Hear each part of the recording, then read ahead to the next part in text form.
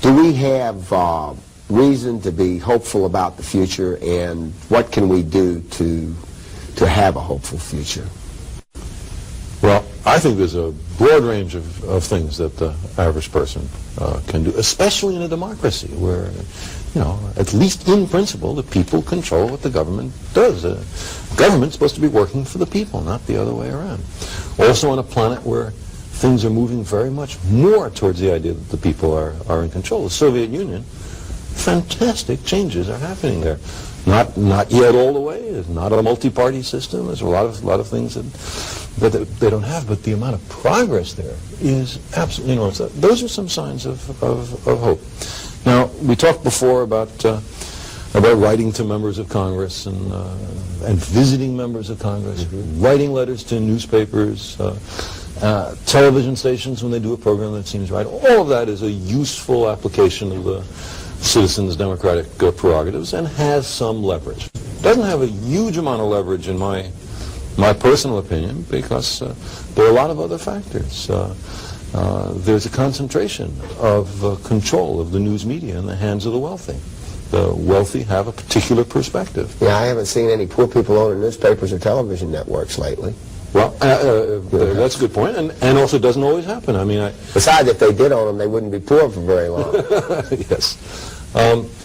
So that's one worry. Another worry is that great wealth has a lot of leverage in a lot of different ways, and so rich people have a lot more control over what gets talked about, what gets seen, which opinions are acceptable and permissible, than do poor people.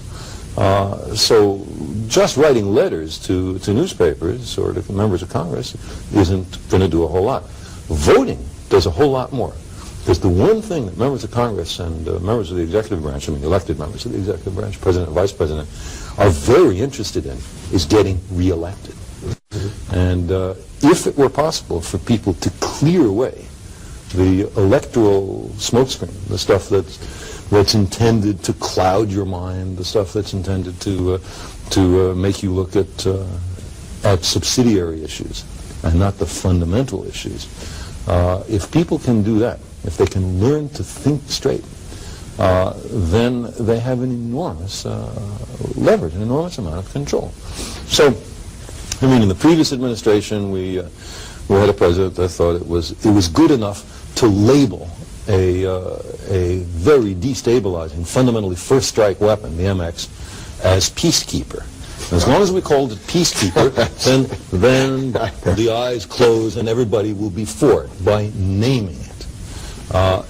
We had an administration in which a transparent hoax, the Strategic Defense Initiative, Star Wars, intended, so we were told, to protect the civilian population, got enormous support. Because the argument was, listen, do you realize that we have no defense against the Soviet? The shield, the commercial with a little shield. Don't you want some protection?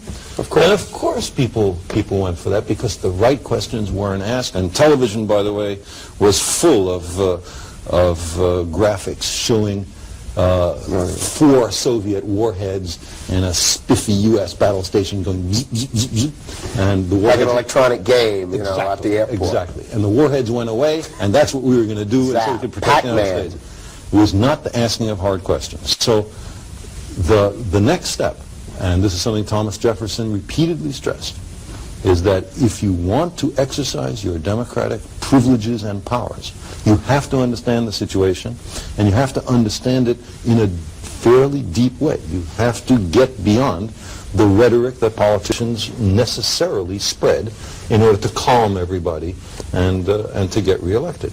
So an educated populace is absolutely essential. What people can do is to learn the actual facts, to make sure that both sides of the issues are expressed and that there's nothing, by the way, in these issues that the average person can't understand.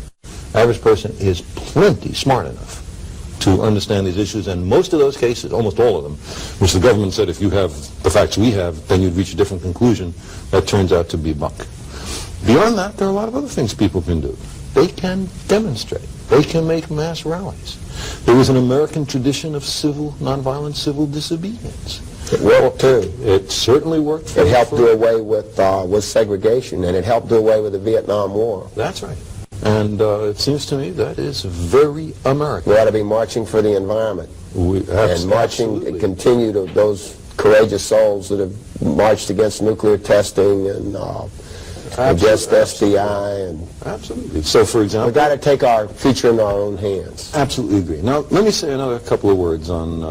Let me say one thing. For example, this next April, I think, there's going to be massive demonstrations at the Nevada nuclear test site, Okay. in which my wife Andrienne and I have gone there, been arrested before in nonviolent civil disobedience, because there the Soviets had stopped testing. They say, you guys stopped testing, and we dismissed it. We refused to do it for a year and a half.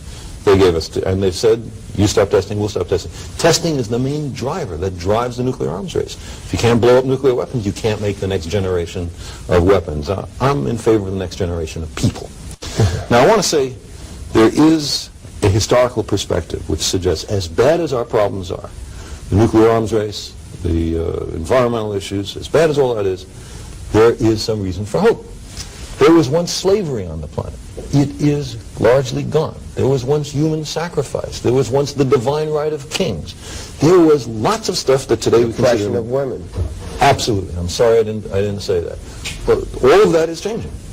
And we can change these issues too, because our lives depend on it. We're smart enough, we're dedicated enough to do it, but not by sitting on our duffs. We have to really work. Take action. Okay, well, Carl, we're out of time. It was a real pleasure to have you here. Same.